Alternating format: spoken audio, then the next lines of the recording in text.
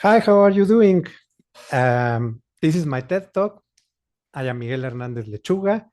It has been a pleasure to be with you during this course on this summer. And well, I am closing my activities with this TED Talk as it was scheduled. And today I would like to have the opportunity to speak about a passion, personal passion I have, and that started when I was a kid. And that passion is history. For some people, and some of my uh, classmates when I was in middle school and in high school, it was boring, completely boring subject.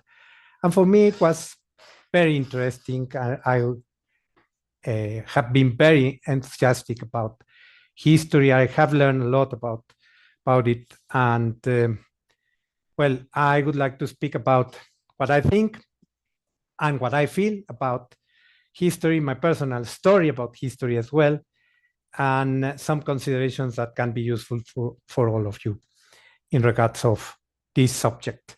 So first of all, I would like to share with you um, why do I consider this subject is unique?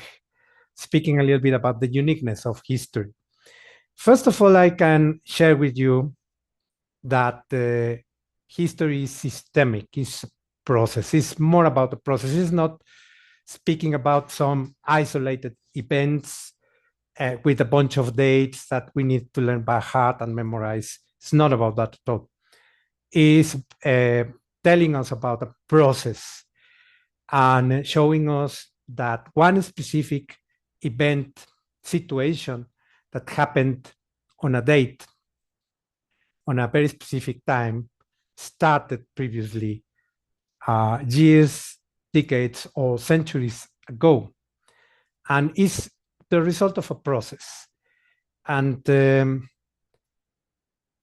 when we are thinking about history and we are focusing on what happened on 1789, for instance, if we are talking about French Revolution, this didn't start on that century or very precisely on that year, but long time ago. So another relevant idea about history is that is about long term, and we need to think about at that very specific length of time. So history is speaking about change, and change sometimes is slow. It's telling us about the importance and relevance of all the steps involved in this change process. And because the history is a process, it's teaching us how to think more strategically, because we need to think also in some causes and consequences. So this is very important, and I think history is uh, telling us about that. Some history teachers, professors, when we are in middle school or high school, are dedicated only show events in isolation with perhaps a line time.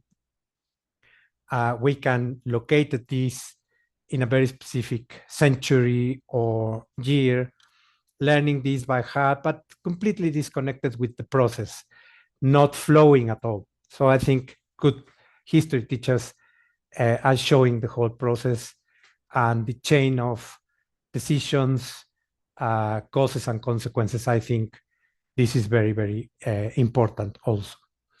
Let me put an example. For instance, when we are speaking about the fall of Roman Empire, the Western Roman Empire, we can speak about the 5th century of our age and a very specific event that was when Odoacer, this leader, god leader, barbarian leader, took Rome on September of 476 AD.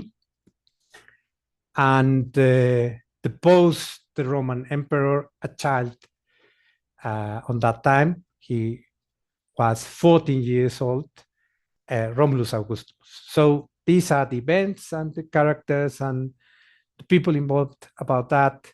So we can consider that Roman Empire fell on 476. And the whole ancient age ended. And this is the beginning of the Middle Age. This is the classical approach when we are showing these type of events, but it's not about that at all. That date and that point that happened on September 476, it was not so simplistic. And it was the final point of a huge process that started 200 years before. And it implied a lot of situations and political, social events that started eroding Roman institutions, made changes in society, and ended with this very specific milestone, took off from by Odoacer and the deposition of the last Western Roman Empire, Romulus Augustulus, in 476. But we need to review the whole process and make sure that we are understanding this whole process. And this started 200 or 300 years ago. So it's not so simplistic, it's complex. We need to understand that. Middle Age is not starting this very specific day, because if we consider the view of serious and very good historians, they are saying that after this milestone in 476, people living in Rome and in Italy in general, they still were thinking as Romans, and they didn't notice that this ancient age and the framework they are using, or they were using in order to live their lives, closed completely. So Middle Age started later on, and we can notice that people were medieval maybe 100 years after this milestone, because it was also a process when people start changing and the influence of barbarians and the different institutions that rose, the influence of Catholic Church, different type of things. But well, history is a process. This is my point, showing this picture of the Duke of Rome in 476, and when Odoacer, this god leader, took the control, and formally, the Roman Empire stopped existing in the western part of the empire. Well, this is one point.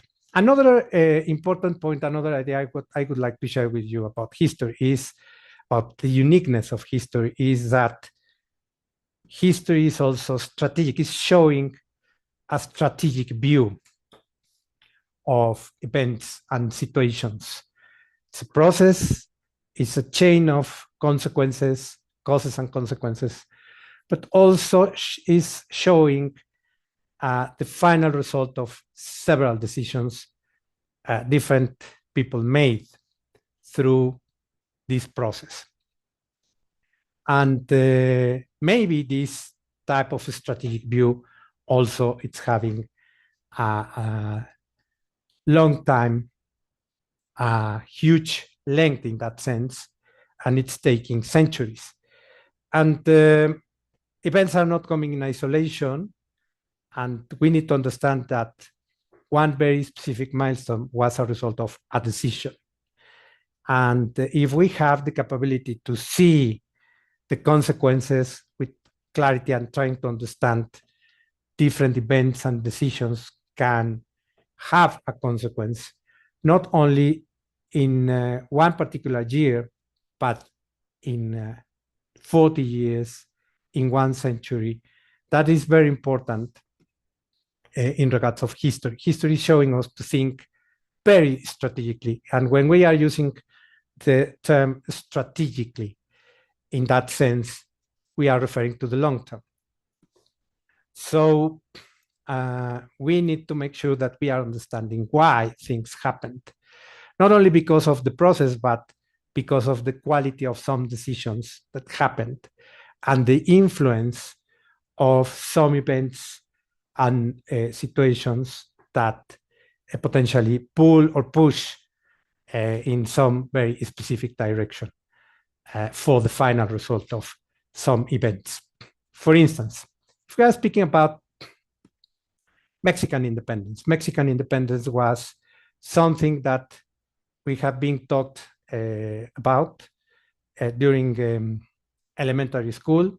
We have received some information about the importance of Mexican independence because Miguel Hidalgo and Morelos' efforts, etc. But it started in 1810, but actually was a result of Napoleon's invasion to Europe and specifically to Spain, and the political and social instability that caused that and permit the starting of the independence. But before that, 1 century before, it was also product of some decisions made by Charles III of Spain, trying to centralize everything and having a tight control of the colonies, reducing the capability to make decisions within the new Spain.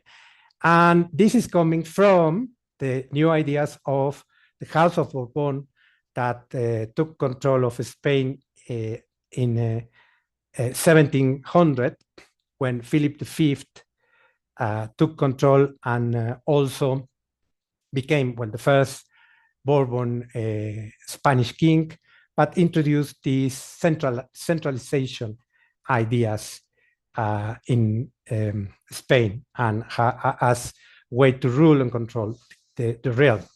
So this is more a process, but it's a chain of consequences, ideas, decisions, events that are pushing also the final result that can be a very particular event, situation, or an age. And this is very interesting, trying to connect what is the origin or the foundations and the quality of decisions others have made and what was the final result and consequence. And well, my personal story about this, how did I learn these thoughts and insights? Well, when I was kid and I was in middle and high school, I had two brilliant history professors trying to teach these subjects, and they introduced more dynamic visual methodology to teach history, universal history and history of Mexico. And it was like a good bedtime story, and more, I would say, a huge gossip. So it was very entertaining for me, because it was not like learning by heart very specific dates and figures and time, but trying to understand these consequences and causes as you are telling your neighbors or your friends in a chat, in a friendly conversation, when something happened, what your brother told you. So it was the origin of your feelings and some response and fight you had, etc. So it's kind of gossip, and it was very entertaining. And they used very visual methodology, because they included pictures, images, and for instance, we needed to understand the process and reviewing not only dates, but main events and milestones for the exam. And also for the exam, the faces of the kings and queens and generals were included. So you can imagine the people speaking or telling or making some decisions or fighting. So it's more visual, like a gossip, like a good gossip, like looking the faces of the people involved in your mind. So it was easier to remind what happened and why. And for me, it was very interesting and entertaining. And in order to conclude this TED Talk, and thanking you in advance for the opportunity to share my view about my passion for history, I could conclude that history is a process plus strategy. And this is exactly what we need to learn if we would like to catch some ideas and getting some insights from history in general.